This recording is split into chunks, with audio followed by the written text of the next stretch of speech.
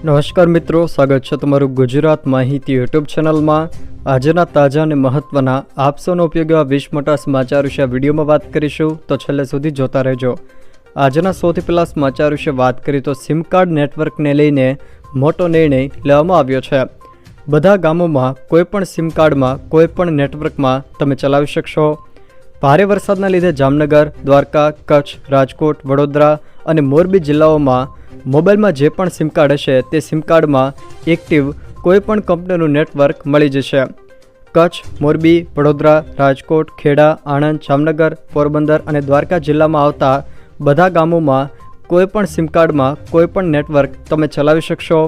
ક્યાંય ફસાવ તો નેટવર્કમાં જઈને સર્ચ નેટવર્ક કરો, જે આવતું હોય એ નેટવર્ક તમે સિલેક્ટ કરીને તમે તમારા મોબાઈલમાં નેટવર્ક મેળવી શકો છો।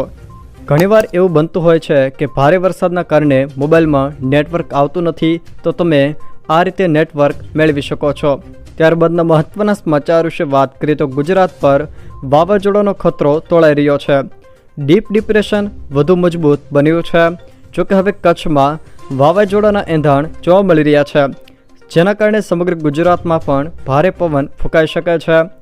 ગુજરાતના અનેક જિલ્લામાં છેલ્લા 7 દિવસથી અતિ ભારે વરસાદ વરસી રહ્યો છે, જેના કારણે વડોદરા, દ્વારકા અને જામનગરમાં કેટલાક વિસ્તારોમાં પૂરના કારણે લોકો ત્રાહિમામ પુકારી રહ્યા છે। જોકે ગુજરાત પર સર્જાયેલા ડીપ ડિપ્રેશનના કારણે જ સમગ્ર ગુજરાતમાં મેઘતાંડવ થઈ રહ્યો છે, ત્યારે આ ડીપ ડિપ્રેશન નબળું પડવાને બદલે વધુ મજબૂત બન્યું છે। એવામાં આજે ગુજરાતના દરિયાકાંઠાના વિસ્તારોમાં 50થી લઈને 65 કિલોમીટર પ્રતિ કલાકની ઝડપે ભારે પવન સાથે વાવાઝોડું ફૂંકાવાની પણ શક્યતાઓ રહેલી છે। તે સિવાય જો મિત્રો વાત કરવામાં આવે તો સાયક્લોનિક સર્ક્યુલેશન આજે વધુ સક્રિય થશે। પશ્ચિમ દક્ષિણ તરફ આગળ તે વધી રહ્યું છે। જોકે આ સિસ્ટમ હવે કચ્છ, સૌરાષ્ટ્ર થઈ પાકિસ્તાન તરફ ફંટાશે। વાવાઝોડાના પગલે આજે ગુજરાત માટે ભારે છે, જેમાં કેટલાક વિસ્તારોમાં ભારેથી અતિ ભારે વરસાદની પણ શક્યતા છે। સૌરાષ્ટ્ર અને કચ્છ તરફ સર્જાયેલ સિસ્ટમ વાવાઝોડું બનશે। જોકે રાજ્યના દરિયાકાંઠે આ વાવાઝોડું સર્જાઈ શકે છે। વાવાઝોડાના કારણે રાજ્યમાં અત્યંત ભારે વરસાદની પણ શક્યતા છે। હવામાન વિભાગે વાવાઝોડા અંગે આ માહિતી આપી છે। જોકે આજે ખાસ કરીને કચ્છ અને સૌરાષ્ટ્રના વિસ્તારોમાં ભારે વરસાદની આગાહી વ્યક્ત કરવામાં આવી છે।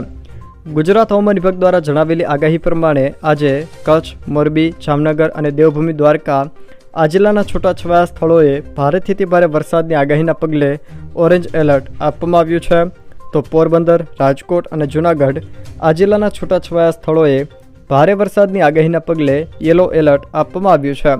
તે સિવાય રાજ્યના બાકી રહેતા જિલ્લાઓના છૂટાછવાયા વિસ્તારોમાં કોઈક સ્થળે સામાન્યથી હળવા ઝાપટા તો કોઈક સ્થળે ભારે વરસાદ વરસી શકે છે।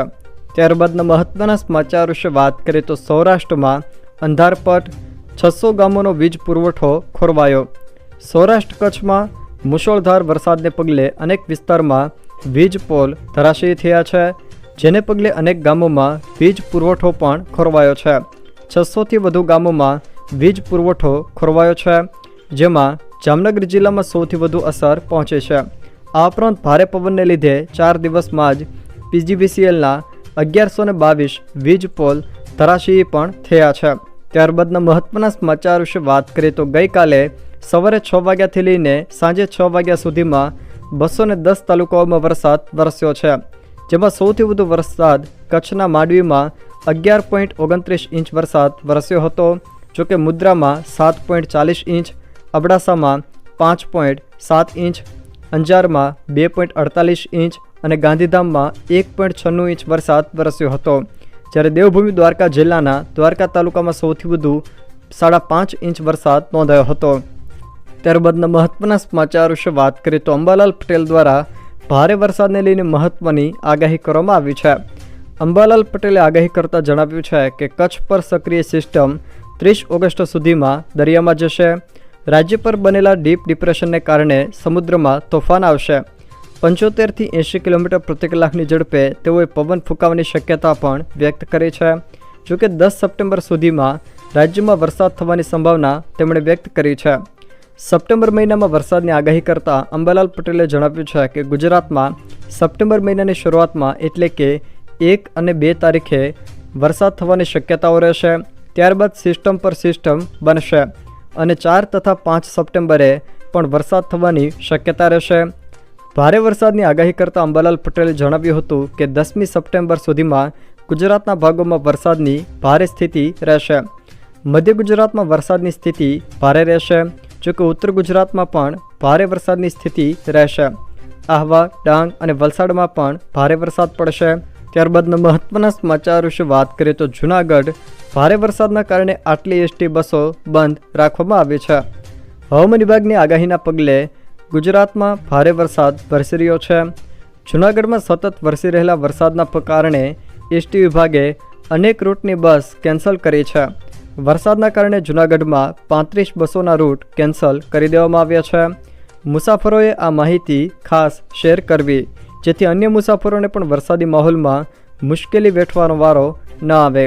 ત્યારબાદના મહત્વના સમાચાર વિશે વાત કરીએ તો દેશભરમાં 5 દિવસ માટે પાસપોર્ટ સેવા બંધ. આગામી 5 દિવસ સુધી ઓનલાઈન પાસપોર્ટ પોર્ટલ પર કોઈ કામ થશે નહીં. આ સમય દરમિયાન નક્કી કરવામાં આવેલી તમામ એપોઇન્ટમેન્ટ ફરીથી શેડ્યુલ કરવામાં આવશે. સરકારે કહ્યું કે મેન્ટેનન્સ પ્રોસેસને કારણે પાસપોર્ટ અરજીઓ માટેનું ઓનલાઈન પોર્ટલ આગામી 5 દિવસ સુધી બંધ રહેશે. આ સમયગાળા દરમિયાન કોઈ નવી એપોઇન્ટમેન્ટ શેડ્યુલ કરી શકાશે નહીં. આ સાથે પહેલેથી જ બુક થયેલી એપોઇન્ટમેન્ટ ફરીથી શેડ્યુલ કરવામાં આવશે. ત્યારબાદના મહત્વના સમાચાર વિશે વાત કરીએ તો ગુજરાતના રસ્તાઓના હાલ ભારે વરસાદના કારણે બેહાલ થયા છે. ભારે વરસાદથી રાજ્યના 66 સ્ટેટ હાઈવે સહિત 939 માર્ગો બંધ. જોકે સૌથી વધુ અસર સુરેન્દ્રનગર, રાજકોટ, ખેડા, ગીર સોમનાથ અને સોરઠમાં જોવા મળી રહી છે. રાજ્યમાં છેલ્લા 4 દિવસથી પડી રહેલા સાર્વત્રિક ભારે વરસાદના કારણે માર્ગો જળબંબાકાર થતાં અનેક ગાબડા પણ પડીને ખરાબ થઈ જતા કુલ 939 માર્ગો બંધ કરવાની તંત્રને ફરજ પડી છે. જેમાં 5 national highway, 66 state highway, 2 national highway authority of ઇન્ડિયાના માર્ગ, જ્યારે 774 પંચાયતના માર્ગ અને અન્ય 92 માર્ગનો સમાવેશ થાય છે. સુરેન્દ્રનગર, રાજકોટ, ખેડા, ગીર સોમનાથ અને જૂનાગઢ જિલ્લાના માર્ગો સૌથી વધુ અસરગ્રસ્ત થવા પામ્યા છે. જોકે કેટલાક માર્ગોની હાલત એટલી ખરાબ છે કે સંપૂર્ણ મરામત વિના વાહન વ્યવહાર માટે મંજૂરી પણ આપી શકાય તેમ નથી. ત્યારબાદના મહત્વના સમાચાર વિશે વાત કરીએ તો કરાર આધારિત તબીબો માટે સરકાર દ્વારા મહત્વનો નિર્ણય લેવામાં આવ્યો છે. કરાર આધારિત તબીબોના વેતનમાં ₹35,000નો વધારો, પણ ખાનગી પ્રેક્ટિસ નહીં કરી શકે. તબીબોને વેતન ઉપરાંત સર્જરી દીઠ ₹300થી ₹2,000 સુધીની પ્રોત્સાહક રકમ આપવામાં આવશે. ગુજરાત સરકારે ગ્રામ્ય આરોગ્ય સેવાઓને વધુ સુદૃઢ બનાવવા માટે સામૂહિક આરોગ્ય કેન્દ્ર, સબ ડિસ્ટ્રિક્ટ અને ડિસ્ટ્રિક્ટ હોસ્પિટલ ખાતે કરાર આધારિત સેવા આપી રહેલા તજજ્ઞ તબીબો માટે એક મહત્વપૂર્ણ નિર્ણય લીધો છે. જે મુજબ હવેથી રાજ્યના કરાર આધારિત તબીબોને ખાનગી પ્રેક્ટિસની છૂટ બંધ કરવાનો નિર્ણય કરાયો છે.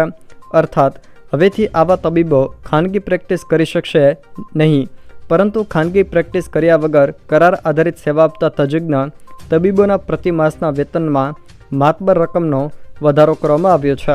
ત્યારબાદના મહત્વના સમાચાર વિશે વાત કરીએ તો NPCI દ્વારા મહત્વની જાહેરાત કરવામાં આવી છે. ફાસ્ટેગ પેમેન્ટ મોબાઈલ નંબર દ્વારા થશે. નેશનલ પેમેન્ટ કોર્પોરેશન ઓફ ઇન્ડિયાએ ફાસ્ટેગ યુઝર્સને સારા સમાચાર આપ્યા છે. NPCIએ જાહેરાત કરી છે કે ફાસ્ટેગ પેમેન્ટ મોબાઈલ નંબર દ્વારા કરી શકાશે. આ સુવિધા ટૂંક સમયમાં ઉપલબ્ધ થશે.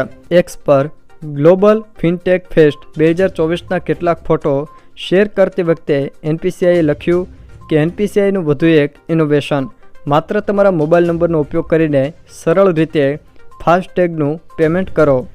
ત્યારબાદના મહત્વના સમાચાર વિશે વાત કરીએ તો 1 સપ્ટેમ્બરથી નવો નિયમ લાગુ થવા જઈ રહ્યો છે. બેંક ખાતાની વિગતો ન આપનારા વેપારીઓ GSTR 1 ફાઇલ નહીં કરી શકે. વેપારી GST રજિસ્ટ્રેશન લે તે પછીના 30 જ દિવસમાં બેંક એકાઉન્ટની વિગતો તંત્રને આપવી પડશે. જોકે આ 1 સપ્ટેમ્બરથી ફરજિયાત થશે. 50થી 60 દિવસમાં બેંક ખાતામાં પડેલી રકમમાંથી બાકી વેરા જેટલી રકમ પર ટાંચ લગાવી દેવાય તેવી પણ સંભાવના. ત્યારબાદના મહત્વના સમાચાર વિશે વાત કરીએ તો ખેડૂતો માટે 350 કરોડ રૂપિયાના સહાય પેકેજની જાહેરાત કરવામાં આવી છે. ખેડૂતો માટે સારા સમાચાર આવ્યા છે. વરસાદના કારણે પાક નુકસાન બદલ 350 કરોડના સહાય પેકેજની કૃષિ મંત્રીએ જાહેરાત કરી છે. જુલાઈ 2024માં વરસેલા ભારે વરસાદથી નુકસાનગ્રસ્ત વિસ્તારના ખેડૂતો માટે કૃષિ રાહત સહાય પેકેજ જાહેર કરવામાં આવ્યું છે. મુખ્યમંત્રી શ્રી ભૂપેન્દ્રભાઈ પટેલના માર્ગદર્શન હેઠળ રૂપિયા 350 કરોડનું કૃષિ રાહત પેકેજ જાહેર કરવામાં આવ્યું છે. અસરગ્રસ્ત ખેડૂતોને એસડીઆરએફના નિયમો પ્રમાણે તેમજ નુકસાનની તીવ્રતાને ધ્યાનમાં લઈને રાજ્ય ભંડોળમાંથી વધારાની ટોપઅપ સહાય આપવામાં આવશે. કૃષિમંત્રી રાઘવજીભાઈ પટેલ દ્વારા આ જાહેરાત કરવામાં આવી છે. મંત્રી પટેલે રાહત પેકેજ અંગે વિસ્તૃત વિગતો આપતા જણાવ્યું હતું કે જુલાઈ મહિનામાં જૂનાગઢ, દેવભૂમિ દ્વારકા, પોરબંદર, રાજકોટ, આણંદ, ભરૂચ, સુરત, નવસારી અને તાપી આ 7 જિલ્લાના મળીને કુલ 45 તાલુકામાં અનરાધાર ભારે વરસાદ વરસતા આશરે 4,06,892 હેક્ટર વિસ્તારમાં ભારે વરસાદથી અસરગ્રસ્ત થયો હતો. જોકે આ અસરગ્રસ્ત વિસ્તારમાં 272 ટીમોની રચના કરીને વિગતવાર સર્વે હાથ ધરવામાં આવ્યો છે, જેના આધારે આશરે 1.5 લાખથી પણ વધુ અસરગ્રસ્ત ખેડૂતોને સહાય આપવામાં આવશે. ખેડૂતોને નિયમોનુસાર સહાય આપવા માટે નિયત કરાયેલા ધોરણો અંગે વાત કરતાં મંત્રીએ કહ્યું હતું કે અસરગ્રસ્ત ખેડૂતોને એસડીઆરએફ સ્ટેટ ડિઝાસ્ટર રિસ્પોન્સ ફંડના ધારાધોરણો મુજબ પાક નુકસાની માટે સહાય આપવામાં આવશે. સાથે જ નુકસાનની તીવ્રતાને ધ્યાનમાં રાખીને રાજ્ય ભંડોળમાંથી તેમજ રાજ્ય બજેટ હેઠળ વધારાની ટોપઅપ સહાય આપવામાં આવશે. જો મિત્રો આ વિડીયો તમને પસંદ આવ્યો હોય તો વિડીયોને લાઇક કરો, તમારા મિત્રો સાથે શેર કરો અને જો તમે મારી ચેનલમાં નવા હો તો ચેનલને સબસ્ક્રાઈબ જરૂર કરજો, જેથી મારા આવનારા તમામ વિડીયોની માહિતી તમારા સુધી પહોંચી શકે.